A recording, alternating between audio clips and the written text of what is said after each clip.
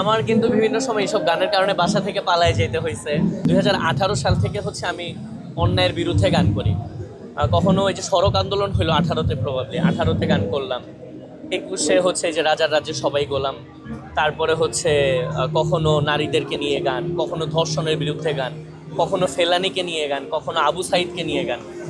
আমার কিন্তু বিভিন্ন সময় এইসব গানের কারণে বাসা থেকে পালায় যেতে হয়েছে, নানান রকম প্রেশার ওই সময় থেকেই। তো আমি যতটুকু সম্ভব চেষ্টা করব আজকে ওই গানগুলাকে বেশিরভাগ সামনে নিয়ে আসার।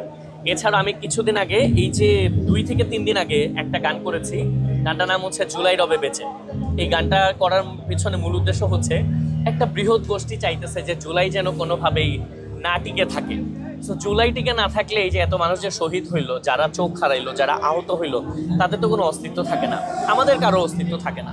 সো জুলাই রবে বেঁচে কিন্তু হচ্ছে এই একদম সরাসরি বলি, আওয়ামী লীগের যারা একেবারে হচ্ছে ধরেন যারা সাইবার ইউনিট আছে, ওরা 5 ঘন্টার মধ্যে গানটাকে স্ট্রাইক দিয়ে নামাই দিছে। আমরা 2বার গানটাকে ব্যাক আনছি, 2বার গানটাকে নামাই দিছে। সো আমি আজকে যে কাজটা করব, দেখেন একটা গান স্ট্রাইক দিয়ে নামাই দিলে আমার পেজ থেকে নামাইতে পারবে, কিন্তু আমার মস্তিষ্ক, আমি লিখি, আমার হাত, আমার কণ্ঠ, এটাকে তো থামানো সম্ভব না।